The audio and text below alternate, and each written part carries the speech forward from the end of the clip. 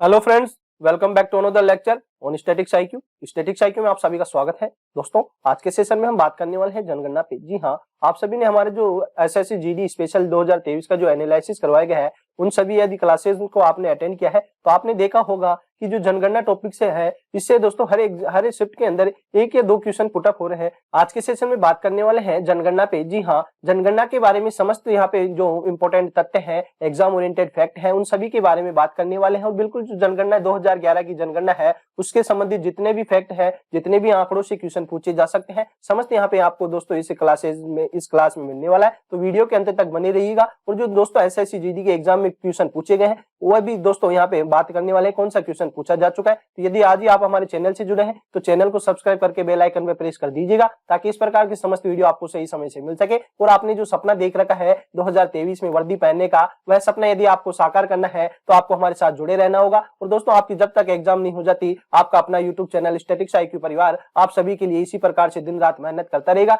और दोस्तों, आपने कमेंट्स भेजे थे कि जनगणना पे आपको जो क्लास चाहिए, तो आप सभी के लिए, आप सभी को समर्पित ये जनगणना पे क्लास आज लगाई गई है। और दोस्तों, इसके बाद में आप बात करने वाले हैं अगले दिन जो नेक्स्ट क्लास होने वाली है, उसमें दोस्तों भारत के जितने भी मोस्ट इंपोर्टेंट 50 वंश है, संस्थापक है, उनकी राजधानी है, उसके ऊपर भी आपको क्लास मिलने वाली है। और दोस्तों, आपको यदि जिस भी टॉपिक में समस्या हो रही है तो आप उनके द्वारा कमेंट बॉक्स में कमेंट कर दीजिएगा। आपके समस्त दोस्तों यहाँ पे समस्याओं का सोल्व करने के लिए स्टैटिक्स आईक्यू परिवार तत्पर रहेगा। तो दोस्तों, आप सभी से एक छोटा सा निवेदन है, यदि आप सभी ने हमारा चैनल को सब्सक्राइब नहीं किया है तो चैनल को सब्सक्राइब करके बेल आइकन पे प्रेस कर दीजिएगा, ताकि आप और हम जुड़ सके। और दोस्तों, एक यहाँ पे हम बिल्कुल सिंपल वे के अंदर कार्य करेंगे, तो आपने जो सपना देख रखा है उस तक जरूर पहुंचेंगे। तो चलिए, बिना समय खराब करते हुए आज की मोस्ट इंपोर्टेंट जनगणना टॉपिक है उसको आरंभ करते हैं। और ये दोस्तों, आपकी यदि एसएससी जीडी की एग्जाम है तो ये टॉपिक आपके लिए तो दोस्तों 1 या 2 नंबर कवर करने वाला है। इसके अलावा यदि आपकी किसी प्रकार की जो एग्जाम है, स्टेट पीसीएस होती है या अदर दोस्तों रेलवे पीसीएस, अदर जो एग्जाम होती है, उन सभी के जो यदि जनगणना टॉपिक क्वेश्चन पूछा जाता है तो यहाँ से दोस्तों 1 या 2 क्वेश्चन आपको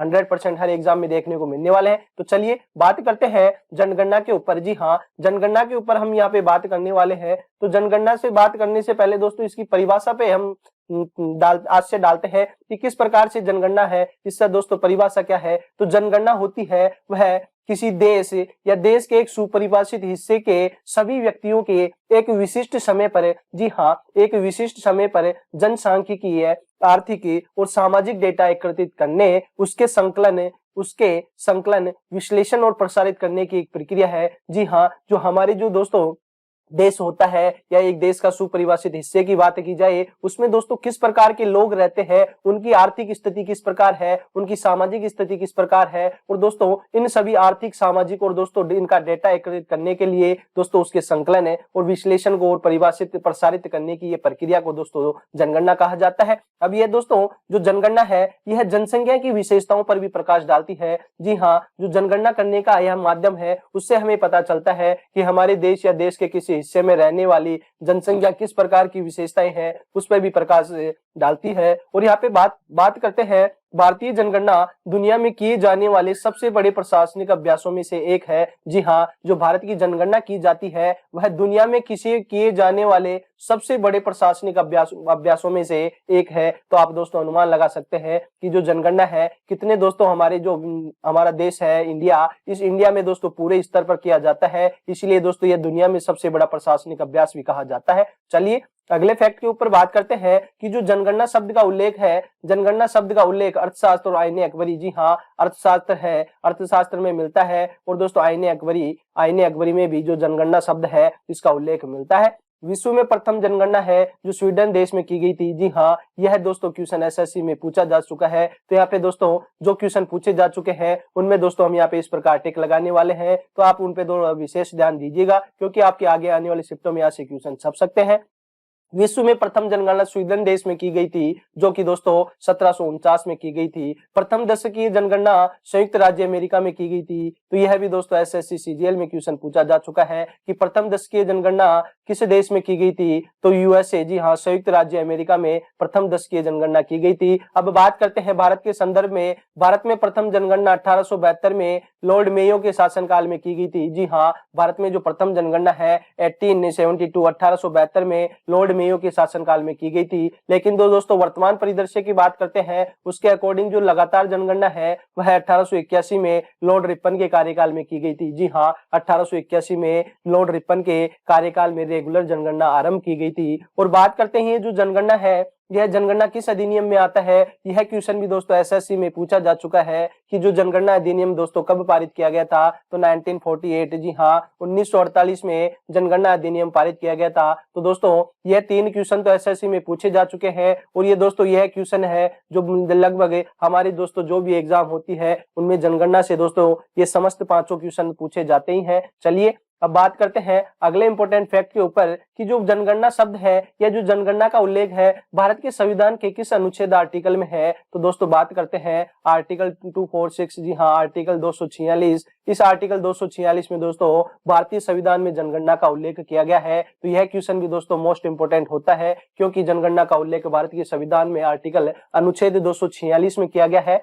फिर बात करते हैं जनगणना जो की है जिम्मेदारी होती है वह किसकी होती है। तो जनगणना है दोस्तों जो संघ सूची का विषय है, जी हाँ संघ सूची का विषय है और इस पे दोस्तों जो जिम्मेदारी है वह केंद्र सरकार की होती है। और केंद्र सरकार के अंतर्गत भी दोस्तों जो गृह मंत्रालय होता है उस गृह मंत्रालय के अधीन की जाती है। जी हाँ, जो जनगणना की जिम्मेदारी होती है वह गृह मंत्रालय के अधीन की जाती है। और दोस्तों गृह मंत्रालय ने इसके लिए जनगणना विभाग दोस्तों बनाया गया है। जी हाँ, जो भारत में जनगणना करने के लिए गृह मंत्रालय ने एक विभाग बनाया है, जनगणना विभाग, और इस जनगणना विभाग की स्थापना है 1961, जी हाँ 1961 में इसकी स्थापना होती है। तो जनगणना विभाग की स्थापना 1961 में की गई थी। यह भी इंपॉर्टेंट फैक्ट है, यह भी आपको पता होना चाहिए। और अब बात करते हैं भारत के संदर्भ में कि स्वतंत्र भारत की प्रथम जनगणना कब की गई थी। तो स्वतंत्र भारत की प्रथम जनगणना 1951 में की गई थी। तो दोस्तों यह क्वेश्चन भी पूछा जा चुका है कि स्वतंत्र भारत की प्रथम जनगणना कब की गई थी। तो 1951 में स्वतंत्र भारत की प्रथम जनगणना की गई थी। तो यह इंपॉर्टेंट फैक्ट भी आपको पता होना चाहिए।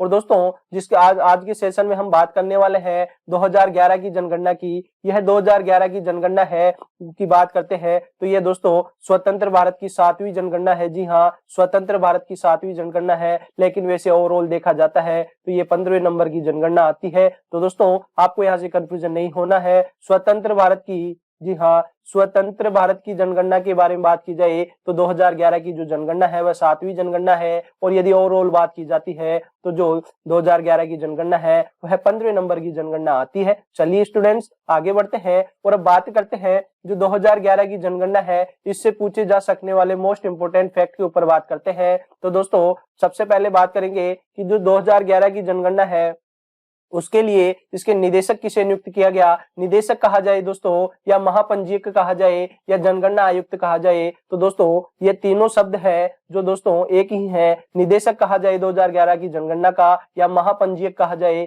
या जनगणना आयुक्त कहा जाए, तो ये तीनों दोस्तों एग्जामिनर यहाँ से कंफ्यूजन करने के लिए तीनों शब्द यूज कर सकता है। इसीलिए दोस्तों आपके लिए यहाँ पे तीनों शब्द रखे गए हैं। दोस्तों एग्जामिनर इस प्रकार भी क्वेश्चन पुटअप कर सकता है कि 2011 की जनगणना का महापंजीयक कौन था। तो वह सी चंद्रमौली था। जी हाँ, सी चंद्रमौली महापंजीयक है। और जनगणना आयुक्त भी पूछ सकता है तो वह भी सी चंद्रमौली है। और 2011 की जनगणना का निदेशक पूछा जाता है तो वह भी दोस्तों सी चंद्रमौली है। दोस्तों यह क्वेश्चन गलत नहीं करना है, आपको बिल्कुल तीनों शब्द बताए गए हैं। एग्जामिनर यहाँ से आपको कंफ्यूज करने के लिए किसी प्रकार से कोशिश करता है, लेकिन जो स्टैटिक्स आईक्यू परिवार से स्टूडेंट पढ़ता है उसका दोस्तों यहाँ से क्वेश्चन गलत नहीं होने वाला है, क्योंकि आपको यहाँ पे बिल्कुल एग्जाम ओरिएंटेड फैक्ट, एग्जामिनर आपको किस प्रकार से क्वेश्चन में फंसा सकता है समस्त फैक्ट आपको बताए जाते हैं। इसीलिए दोस्तों आपको कहा जाता है यदि आपने चैनल को सब्सक्राइब नहीं किया तो चैनल को सब्सक्राइब करके बेल आइकन पे प्रेस कर दीजिएगा, और दोस्तों ताकि आप है जो कि बिल्कुल एग्जाम ओरिएंटेड फैक्ट यहाँ से पढ़ सके। चलिए अब बात करते हैं अगले फैक्ट के ऊपर। 2011 की जनगणना में ब्रांड एम्बेसडर किसे बनाया गया था। तो 2011 की जनगणना का जो ब्रांड एम्बेसडर बनाया गया है भारतीय दोस्तों जो विस्फोटक ओपनर बल्लेबाज मास्टर ब्लास्टर सचिन तेंदुलकर को और भारतीय अभिनेत्री प्रियंका चोपड़ा को 2011 की जनगणना का ब्रांड एम्बेसडर बनाया गया था। अब बात करते हैं शुभंकर की। 2011 की जनगणना का शुभंकर किसे बनाया गया है। तो शुभंकर की बात करते हैं तो एक प्रगणक शिक्षिका, जी हाँ एक प्रगणक शिक्षिका को यहाँ पे 2011 की जनगणना का शुभंकर बनाया गया है। और स्लोगन की बात करते हैं तो स्लोगन बनाया गया है हमारी जनसंख्या हमारा भविष्य। जी हाँ, जो 2011 की जो जनगणना हुई उसका स्लोगन था हमारी जनसंख्या हमारा भविष्य। तो यह भी दोस्तों आपको पता होना चाहिए। यह क्वेश्चन दोस्तों एसएससी के अंदर पुटअप हो चुका है। तो दोस्तों यहाँ से आपकी जो जीडी की एग्जाम है उसमें भी पूछे जा सकने की उम्मीद काफी है। फिर बात करते हैं कि 2011 की जनगणना की गई है उसमें अलग विशेषता क्या है। तो विशेषता में बात करते हैं कि जो जनगणना में पहली बार किन्नरों को, जी हाँ, जो थर्ड जेंडर होता है उनको अन्य श्रेणी में शामिल किया गया है। पहले दोस्तों 2 ऑप्शन आते थे, मेल व फीमेल, लेकिन 2011 की जनगणना के बाद में दोस्तों यहाँ पे 3 में से 3 ऑप्शन आते हैं, मेल, फीमेल और अदर। तो दोस्तों इस प्रकार से यहाँ पे विशेषता है कि जो यहाँ पे जेंडर होता है, जेंडर के 3 कॉलम रखे गए हैं, मेल, फीमेल और अदर। और इस अदर में दोस्तों जो थर्ड जेंडर होते हैं किन्नरों को रखा गया है। बात करते हैं 2011 की जो जनगणना हुई है इसमें दोस्तों कितने सवाल पूछे गए हैं। तो जो 2001 की जनगणना होती है उसमें दोस्तों 14 सवाल पूछे गए थे, जबकि जो 2011 की जनगणना होती है उसमें 29 सवाल पूछे गए हैं। तो दोस्तों यह इंपॉर्टेंट फैक्ट भी आपको पता होना चाहिए। 2011 की जनगणना में 29 सवाल पूछे गए हैं। चलिए आगे बढ़ते हैं और अब बात करते हैं देश की कुल जनसंख्या कितनी है। तो जो 2011 की जनगणना होती है, 2011 की जनगणना के अनुसार दोस्तों भारत देश की जनसंख्या के बारे में बात करें तो 1 अरब 21 करोड़, जी हाँ 1 अरब 21 करोड़ जनसंख्या है। तो यह भी आपको पता होना चाहिए कि जो भारत की कुल जनसंख्या है 1 अरब 21 करोड़ जनसंख्या है। जिनमें बात करते हैं पुरुषों की, तो पुरुषों की संख्या दोस्तों 1 अरब 21 करोड़ का 51.47% पुरुष है। महिला की बात करते हैं तो 48% महिलाएं हैं। ग्रामीण क्षेत्र में रहने वाली जनसंख्या है वह 68% है और शहर में रहने वाली जनसंख्या है 31% है। तो यह फैक्ट भी आपको पता होना चाहिए कि भारत की कुल जनसंख्या में महिलाओं का प्रतिशत कितना है, पुरुषों का प्रतिशत कितना है। और दोस्तों इन सभी जनसंख्या में दोस्तों ग्रामीण परिवेश में कितनी जनसंख्या यहाँ पे निवास करती है, शहरी क्षेत्र में कितनी जनसंख्या निवेश करती है। तो दोस्तों यहाँ पे आपको यह समस्त फैक्ट पता होना चाहिए। और दोस्तों आपको यह जो पीडीएफ है हमारे टेलीग्राम चैनल स्टैटिक्स आईक्यू पे मिल जाएगी। तो आपने यदि हमारे टेलीग्राम चैनल को यदि ज्वाइन नहीं किया तो वहां से आप जो डिस्क्रिप्शन में लिंक पे जाके आप हमारे टेलीग्राम चैनल को ज्वाइन कर सकते हैं और आपको इसकी पीडीएफ वहां पे डाल दी जाएगी। सर्वाधिक जनसंख्या वाले राज्यों के ऊपर बात करते हैं, भारत के सर्वाधिक जनसंख्या वाले राज्यों में बात करते हैं तो सबसे पहले नंबर आता है उत्तर प्रदेश। जी हाँ, उत्तर प्रदेश की जनसंख्या 20 करोड़ है। जी हाँ, और यह दोस्तों भारत का सबसे अधिक जनसंख्या वाला राज्य है उत्तर प्रदेश। और भारत के सर्वाधिक जनसंख्या वाले राज्य में दूसरे नंबर पे आता है महाराष्ट्र, जिसकी जनसंख्या है 11 करोड़। बिहार की जनसंख्या है 10 करोड़। तो दोस्तों भारत के सर्वाधिक जनसंख्या वाले जिले में पहले नंबर पर आता है यूपी, दूसरे नंबर पे आता है महाराष्ट्र और तीसरे नंबर पे आता है बिहार। जी हाँ, बिहार है जो जनसंख्या में तीसरे नंबर पर आता है। दोस्तों ये क्रम आपको पता होना चाहिए। इस क्रम से दोस्तों एग्जाम में एसएससी क्वेश्चन पुटअप कर चुकी है, तो यहाँ से भी दोस्तों आपको पूछे जा सकने की उम्मीद ज्यादा है। अब आगे बढ़ते हैं और बात करते हैं भारत के सबसे कम जनसंख्या वाले 3 जिले हैं, उनके 3 राज्यों के ऊपर बात करते हैं। जी हाँ, सबसे कम जनसंख्या वाले 3 राज्यों पर बात करते हैं। तो भारत का सबसे कम जनसंख्या वाला राज्य है सिक्किम। सिक्किम की टोटल जनसंख्या है 6 लाख। और बात करते हैं दूसरे नंबर पर कम जनसंख्या में आता है मिजोरम। मिजोरम की जनसंख्या है 16 लाख। और अंतिम जो अरुणाचल प्रदेश आता है वह जनसंख्या में तीसरे, सबसे कम जनसंख्या में तीसरे नंबर पर आता है और अरुणाचल प्रदेश की जनसंख्या है 13 लाख। तो दोस्तों यह समस्त फैक्ट आपको पता होना चाहिए। यहाँ से दोस्तों एग्जामिनर क्वेश्चन पुटअप कर चुका है और आपके एग्जाम में भी इस यहाँ से क्वेश्चन छपने की उम्मीद काफी ज्यादा है। चलिए आगे बढ़ते हैं और अब बात करते हैं कि जो 2011 की जनगणना हुई है इससे इंपॉर्टेंट आपको क्या मुख्य फैक्ट से क्वेश्चन पूछे जा सकते हैं। समस्त क्वेश्चन आपको यहाँ पे दिए गए हैं। तो सबसे पहले हम बात करते हैं सर्वाधिक जनसंख्या वाला केंद्र शासित प्रदेश। तो दोस्तों हम यहाँ पे बात कर चुके हैं सर्वाधिक जनसंख्या वाला, यहाँ पे राज्य के ऊपर बात कर चुके हैं। तो राज्य आता है यूपी। जी हाँ, सबसे ज्यादा जनसंख्या यूपी की है। और सबसे कम बात करते हैं तो उसमें आती है सिक्किम। तो सिक्किम की जनसंख्या 6 लाख है, जबकि यूपी की जनसंख्या है 20 करोड़ जनसंख्या है। तो यह फैक्ट भी आपको पता होना चाहिए। अब यहाँ पे बात करते हैं भारत का सर्वाधिक जनसंख्या वाला केंद्र शासित प्रदेश कौन सा है। तो सर्वाधिक जनसंख्या वाला केंद्र शासित प्रदेश दिल्ली है, यह भी आपको पता होना चाहिए। न्यूनतम जनसंख्या वाला केंद्र शासित प्रदेश के ऊपर बात करते हैं तो न्यूनतम जनसंख्या वाला केंद्र शासित प्रदेश लक्षद्वीप है। सर्वाधिक जनसंख्या वाला जिला कौन सा है। तो दोस्तों भारत का सर्वाधिक जनसंख्या वाला जिला पूछा जाता है तो जो मुंबई में थाने है, थाने में दोस्तों सर्वाधिक जनसंख्या वाला जिला है। न्यूनतम जनसंख्या वाला जिला की बात करते हैं जो दिबांग घाटी है अरुणाचल प्रदेश का जिला, वह न्यूनतम जनसंख्या वाला जिला है। सर्वाधिक ग्रामीण जनसंख्या किस स्टेट में है। तो सर्वाधिक ग्रामीण जनसंख्या उत्तर प्रदेश में है, यह भी आपको पता होना चाहिए। और न्यूनतम ग्रामीण जनसंख्या सिक्किम में है। जी हाँ, सर्वाधिक ग्रामीण जनसंख्या उत्तर प्रदेश में, न्यूनतम ग्रामीण जनसंख्या है सिक्किम में। और सर्वाधिक नगरीय संख्या की बात की जाए, शहरी संख्या की बात की जाती है तो महाराष्ट्र राज्य में सर्वाधिक शहरी जनसंख्या है। और न्यूनतम नगरीय जनसंख्या की बात की जाती है तो सिक्किम में दोस्तों न्यूनतम जनसंख्या नगरीय है। सर्वाधिक ग्रामीण जनसंख्या का प्रतिशत के हिसाब से बात किया जाता है तो सर्वाधिक ग्रामीण जनसंख्या प्रतिशत के हिसाब से हिमाचल प्रदेश का दोस्तों यहाँ पे स्थान प्रथम है। न्यूनतम ग्रामीण जनसंख्या प्रतिशत गोवा में है। जी हाँ, जो गोवा में है, सबसे कम गांव भी कहे जा सकते हैं तो वह दोस्तों गोवा में है। सर्वाधिक नगरीय जनसंख्या प्रतिशत है तो सर्वाधिक दोस्तों नगर कहाँ है, जो नगर में रहने वाली जनसंख्या है वह गोवा की है। यहाँ पे दोस्तों प्रतिशत के हिसाब से बात की जा रही है, ना कि क्षेत्रफल के हिसाब से। बात करते हैं न्यूनतम नगरीय जनसंख्या प्रतिशत हिमाचल प्रदेश की है और 0 से 6 आयु वर्ग सर्वाधिक जनसंख्या उत्तर प्रदेश में है। तो दोस्तों जो 0 से लेकर 6 है या बाल संख्या बात की जाती है तो यहाँ पे दोस्तों सर्वाधिक जनसंख्या उत्तर प्रदेश की आती है। और 0 से 6 आयु वर्ग के न्यूनतम जनसंख्या की बात की जाती है तो उसमें सिक्किम आता है। सर्वाधिक एससी जनसंख्या वाला दोस्तों राज्य की बात करते हैं तो सर्वाधिक एससी है, शेड्यूल कास्ट है, वह उत्तर प्रदेश में है। न्यूनतम है जो मिजोरम में है। सर्वाधिक एसटी है दोस्तों अनुसूचित जनजाति की संख्या मध्य प्रदेश में है और न्यूनतम की बात की जाती है तो दमन दीव में है। और दोस्तों यहाँ पे बात करते हैं पंजाब, चंडीगढ़, हरियाणा, दिल्ली व पुडुचेरी में कोई भी एसटी नहीं है। जी अनुसूचित जनजाति एसटी पंजाब, चंडीगढ़, हरियाणा और दिल्ली व पुडुचेरी में कोई भी नहीं है। और बात करते हैं अरुणाचल प्रदेश, नागालैंड, अंडमान निकोबार द्वीप समूह में दोस्तों शेड्यूल कास्ट एससी नहीं है। तो ये समस्त फैक्ट आपको पता होना चाहिए। ये दोस्तों आपकी एसएससी की तमाम एग्जाम में क्वेश्चन पूछे जा चुके हैं, इसलिए दोस्तों आपकी आने वाली शिफ्टों में एग्जाम है तो यहाँ से क्वेश्चन छपने की उम्मीद ज्यादा है। तो इन क्वेश्चनों को दोस्तों बार बार रिपीट कीजिएगा। चलिए आगे बढ़ते हैं और बात करते हैं जनसंख्या घनत्व। जी हाँ, जनसंख्या घनत्व कितना है तो दोस्तों 2011 में जो जनगणना हुई थी उसमें दोस्तों जो हमारा जनघनत्व निकल के आया वह 382 रहा। जी हाँ, 382 किलोमीटर जो होता है वह जनघनत्व रहता है। या दोस्तों 382 प्रति किलोमीटर, तो 1 किलोमीटर के अंदर 382 जनसंख्या निवास करती है, जो कि 2011 की जनगणना के अनुसार है। अब बात करते हैं कि जो पिछली जनगणना हुई है उसमें जो जनघनत्व था 325 था। तो आप देख पा रहे हैं 2011 की जो जनगणना हुई है इसमें दोस्तों 57, जी हाँ 57 अंकों की वृद्धि हुई है। तो अब जो भारत का जनघनत्व है वह 382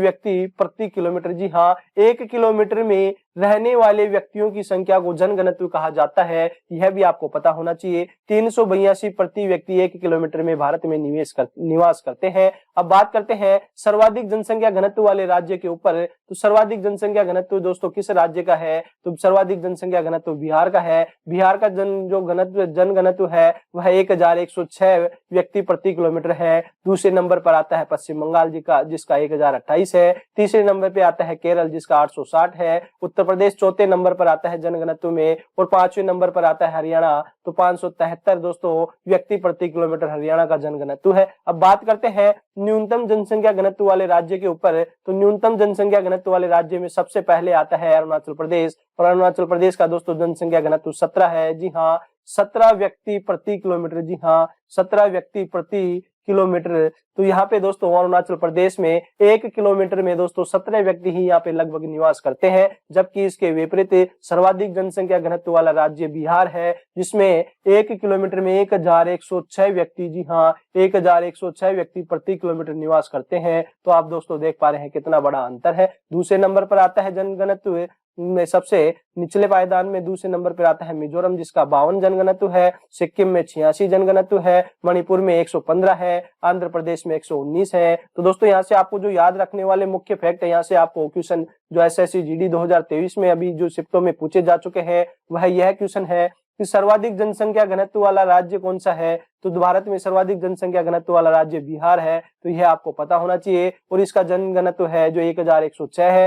यह क्वेश्चन भी दोस्तों आपको पूछा जा चुका है कि जो भारत में न्यूनतम जनसंख्या घनत्व वाला राज्य कौन सा है, तो वह अरुणाचल प्रदेश है और इसमें दोस्तों 17 व्यक्ति प्रति किलोमीटर निवास करते हैं। तो ये समस्त क्वेश्चन दोस्तों यहाँ से आपको पूछे जा सकते हैं। चलिए आगे बढ़ते हैं और अगले जो फैक्ट के ऊपर बात करते हैं वह है लिंगानुपात। जी हाँ, लिंगानुपात पे यहाँ पे बात करने वाले हैं कि भारत का ओवरऑल लिंगानुपात कितना है, कौन सा राज्य लिंगानुपात में अव्वल है, कौन सा निचले पायदान पे है। तो हम यहाँ पे बात करते हैं सबसे पहले ओवरऑल कि 2011 में लिंगानुपात है। 2011 की जनगणना के अनुसार लिंगानुपात जो निकल के आया है वह 943 है। जी हाँ, ये ओवरऑल बात हो रही है, ओवरऑल। जी हाँ, समस्त स्टेटों को मिलाकर जो ओवरऑल भारत का लिंगानुपात है वह 943 प्रति पुरुष महिला है। तो 1000 पुरुषों पर दोस्तों जो महिलाओं की संख्या होती है उसे लिंगानुपात कहा जाता है। और जो 2011 में प्राप्त हुआ 943, 2001 की तुलना में में दोस्तों 10 अधिक प्राप्त हुआ है, जो दोस्तों 1961 के बाद सर्वाधिक हुआ है। इससे पहले दोस्तों न्यूनतम रहा करता था। बात करते हैं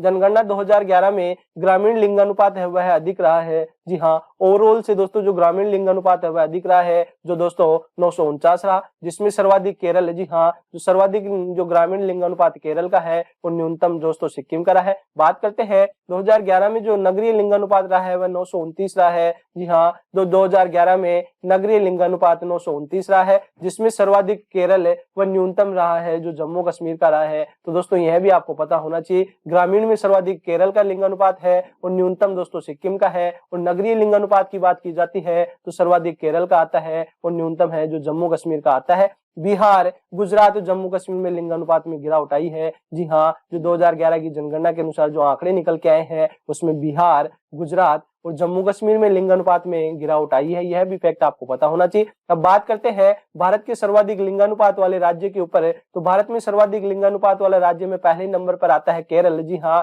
केरल पहले नंबर पर आता है और इसका लिंगानुपात है 1084। तो प्रति 1000 पुरुषों के ऊपर जो महिलाओं की संख्या होती है उसे लिंगानुपात कहा जाता है। और केरल का जो लिंगानुपात है वह प्रति 1000 पुरुषों पर 1084 महिलाएं केरल में है। तो 1084 दोस्तों भारत में सर्वाधिक लिंगानुपात वाला राज्य केरल होता है। दूसरे नंबर पर आता है तमिलनाडु। तमिलनाडु का दोस्तों लिंगानुपात 996 है। तीसरे नंबर पर आता है आंध्र प्रदेश। तो तीसरे नंबर पर आंध्र प्रदेश आता है, जिसका यहाँ पे दोस्तों यहाँ पे बात करते हैं लिंगानुपात की 993 है। चलिए स्टूडेंट्स आगे बढ़ते हैं और बात करते हैं भारत के न्यूनतम लिंगानुपात वाले राज्य के ऊपर। तो सबसे कम जो लिंगानुपात वाला राज्य है भारत का वह पहले नंबर पे आता है सबसे कम में हरियाणा। जी हाँ, हरियाणा का लिंगानुपात दोस्तों है 879 है। जी हाँ, 879 हरियाणा का लिंगानुपात है। और न्यूनतम लिंगानुपात में दूसरे नंबर पे जो स्टेट आता है वह सिक्किम। सिक्किम का लिंगानुपात 882 है। और तीसरे नंबर पर आता है जम्मू कश्मीर। तो जम्मू कश्मीर का दोस्तों यहाँ से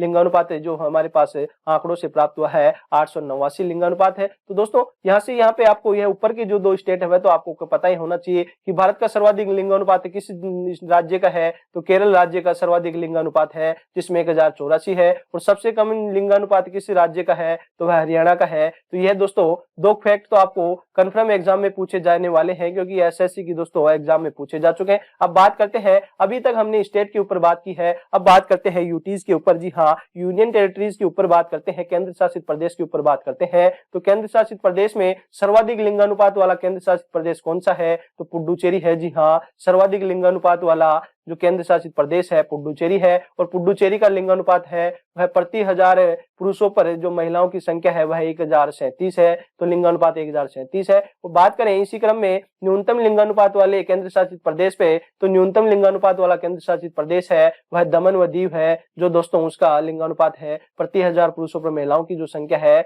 वह 618 प्राप्त हुई है। तो यह फैक्ट भी दोस्तों एग्जाम में पूछा जा चुका है। जी हाँ, एसएससी की एग्जाम में यह फैक्ट भी पूछा जा चुका है। तो यह भी दोस्तों आपको कंफर्म करके जाइएगा यहाँ से। चलिए आगे बढ़ते हैं और अगले फैक्ट के ऊपर बात करते हैं, साक्षरता। जी हाँ, साक्षरता से भी दोस्तों जो जनगणना से दोस्तों क्वेश्चन काफी पूछे जाते हैं। तो हम बात करते हैं जनगणना 2011 के अनुसार भारत में जो ओवरऑल साक्षरता प्रतिशत रहा वह 73% रही है, जिसमें पिछली बार से दोस्तों 8.2% की वृद्धि दर्ज की गई है। जी हाँ, 8.2% की वृद्धि दर्ज की गई है।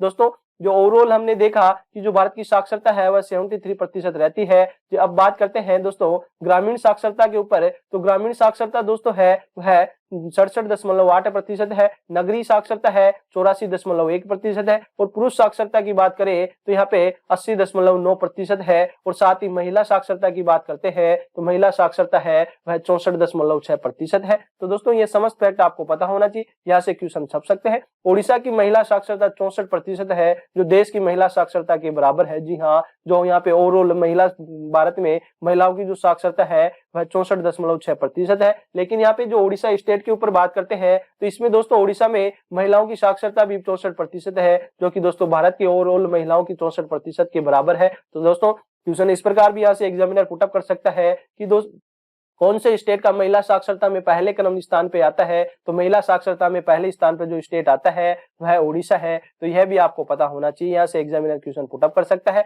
बात करते हैं यहाँ पे जो ओवरऑल साक्षरता है, इसमें पुरुषों की साक्षरता प्रतिशत कितनी है, तो दोस्तों ओवरऑल जो 73% है, उसमें से दोस्तों 56% तो पुरुष साक्षरता है दर है, और महिलाओं की साक्षरता की बात की जाती है तो 43.1% महिला साक्षरता दर है। सर्वाधिक पुरुष साक्षरता वाला राज्य की बात करें तो सर्वाधिक पुरुष साक्षरता है वह केरल की है 96.1%, जबकि न्यूनतम पुरुष साक्षरता है बिहार की है। जी हाँ, बिहार की पुरुष साक्षरता दर है वह 71.2% है। तो यह फैक्ट दोस्तों एग्जाम में पूछा जा चुका है, तो यह फैक्ट आपके लिए काफी महत्वपूर्ण होता है। अब बात करते हैं अगले फैक्ट के ऊपर कि सर्वाधिक महिला साक्षरता कहाँ की है, तो दोस्तों ओवरऑल बात की जाती है तो वह भी केरल की है ज्यादा साक्षरता। पुरुषों के हिसाब से बात की जाती है उसमें भी केरल की साक्षरता अधिक है। महिलाओं के हिसाब से भी दोस्तों जो साक्षरता है वह केरल स्टेट की अधिक है। तो दोस्तों साक्षरता में यदि सबसे अधिक की बात की जाती है तो आपको आंख बंद करके केरल पे टिक करना होगा। जी हाँ, साक्षरता में सबसे अधिक साक्षरता ओवरऑल बात की जाए,